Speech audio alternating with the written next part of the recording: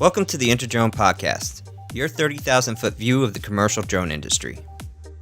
In today's episode, I sit down with Alan Perlman from UAVcoach.com. Alan's website provides online training courses and videos for dronepreneurs and experienced professionals looking to expand the use of UAS in the enterprise. I sat down with Alan at InterDrone 2017 to talk about the trends we've seen in the industry over the last 4 years, and also to ask where online training fits into the broader outlook of the industry as a whole. Here's what he had to say. What made you start UAV Coach? So back in 2014. Were you a HubSpotter first? Yeah. So I worked at a company called HubSpot. It's a marketing automation software company out of Boston. I worked there for a couple of years. And my second year at HubSpot, I worked on the academy team. So we were focused a lot on education and training. And I helped to build, with a number of people, HubSpot's software certification program, and we redid their marketing certification program. Very passionate about education. I taught for Kaplan in high school and had always thought about becoming a teacher one day. So with drones, my wife's cousin married us back in 2014. So he's like an older brother to us. We were all living in New York City, and this guy, he super into gadgetry. Yeah. And the one gadget that he didn't have was a drone. So we thought, what better way to thank him for helping us through the marriage ceremony than to get him a drone. So I went online. The DJI Phantom 2 had just come out. So we got the DJI Phantom 1 on Amazon for about $500. I was super excited. I walked it over to his apartment in the middle of New York City, downtown Manhattan, right around NYU. And I'm thinking to myself, all right, I've flown, remote control helicopters. I've operated remote control cars and boats my whole life. I've played a lot of video games. You plug this thing into the wall for 20 minutes. How hard could it be? And, this is back in 2014. So we opened up the DJI user manual. To their credit, they've come a long way since then. The graphs on page 3 didn't match the bullet points on page 4. And it's just a pain in the butt. It took us 45 minutes to figure out how to turn it on. Oh, wow. And we finally take it outside, and 10 seconds into my first flight, I'm holding the remote controller in my hand. I crashed into a parked car. And I didn't know anything about the rules at the time. I could have been arrested for reckless endangerment. Even worse, I could have taken out somebody, with the propellers. There were people walking on the sidewalk. People weren't educated about how dangerous they could be at that point.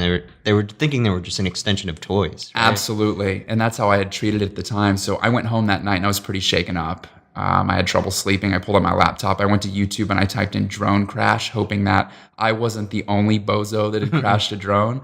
And lo and behold, I saw dozens and dozens of other videos and forum threads. So you saw the pain point and you said, there's something here. We can fix this problem. Yeah, I thought there might be something there. Yeah, and I think, the deeper you dive into the rabbit hole from that perspective, I started, insurance and certification and what other training is out there. And I found very little at the time. So I spent a lot of time on the FAA's website those first few months. And was that hard to navigate? Because it wasn't as clear. And this is pre-333. So that's not even part 107, right? It's before that time. Yeah, it was tough. So, to the FAA's credit, they've done a lot with their FAQ page and just general approach toward UAS education over the last couple of years. But yeah, at the time, there was almost nothing. I went straight into dense regulatory documents, and I did not have a background in traditional manned aircraft aviation like many people entering this industry. So I was sort of fighting an uphill knowledge battle there. But I was totally geeking out. I bought a little Hudson. Whole new world. I bought a little Hudson X4 and was training inside my apartment, just flying around, learning basic flight proficiency and having a lot of fun, bringing friends over and showing them the drone. And, I started UAVcoach.com in 2014 really as a product review business. So I wanted to build up enough traffic to where companies would send me free drones to review. And what ended up happening was I would get emails from people who would read the site and say, hey, I have questions about insurance. I have questions about getting certified. And I would find myself researching, 10 or 15 hours, writing them an email back. And it just sort of slowly grew organically. And we kept following demand. And at some point toward the end of 2015, everybody started asking about training. I want to learn how to fly this thing safely. I want to learn how to bring this thing into my business. And we sort of pivoted and started to focus more on the commercial side of the industry. People started really thinking business. It wasn't just like pie in the sky. It's like, okay, this is moving this way. These things are cheap, affordable. at minimum, we could start testing use cases, right? So yeah, training. I mean, even now with the rise of the DSPs, like people that drone service providers, people who are trying to get in and make their business out of it, they got to start somewhere, right? Yeah, and one of my goals being here at InterDrone this week was to understand what kind of training needs are out there, and they are much higher than they've ever been. Yeah. Right? I thought they were high a couple of years ago. What have you seen? What's unique? Any new trends and what people are looking for? Well, just looking at the curriculum, right, compared to 2 years ago versus last year versus this year, there's a lot more emphasis on public safety. So it's been really interesting talking to representatives of police and fire departments about their training needs, and it's come up a lot, not only in the presentations but in one-on-one conversations. So that's not something we saw too much of last year. So that's well, been really now that the regulatory space is cleared up, they get budgets and they feel confident flying it. They don't have to get a special permission. They don't have to worry about public perception. They can actually just get going. Absolutely, and we're starting to see this tipping point as well, because a lot of people don't want to move forward with something unless there's a clear example of A, B, and C, and we have those use cases now, right? Yeah. We have departments, we have industries that have fully embraced drones. To the point where there's a very clear story to tell and very clear ROI. And with those stories, it's a lot easier to get stakeholder buy-in. It's a lot easier to get funding. It's a lot easier to justify, using drones. Yeah, well, when you're talking about $100,000 plus expenditures, all the way up to millions for some of these operations, depending on the industry. You want to be confident that you're throwing that money into the right pond. Yeah, it's interesting. We've seen a lot of our Part 107 test prep students. I always ask them, why are you going through the Part 107 process? What are you looking to use drones for? And a lot of them are buying drones with their own money first, because they don't want to go through the red tape. And they're just so interested, and they know that they're going to be flying it on nights and weekends. Well, not nights, but weekends. And they're using that experience to kind of get stakeholder buy-in. So, what do you think is next for the drone service providers? How do you actually start building a business on drones? Like, where are people getting the best results so far? Yeah. So when we look at our students, a huge chunk of them are dronepreneurs, right? Yeah. So people who purchase a system, they want to go out there and build a service-based business. I think the challenge, and this might sound obvious to somebody listening, but building a service-based business in any industry is very difficult. So it's not just learning how to fly, it's learning how to find the right product market fit, right? I've seen so many, and I'm sure you have too, I've seen so many drone service company websites that offer pipeline inspections and real estate photography and thermal inspections.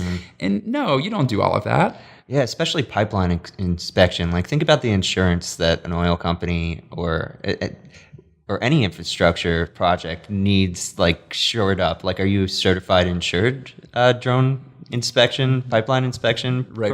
Probably not. Right. So, and it's tough. Like, I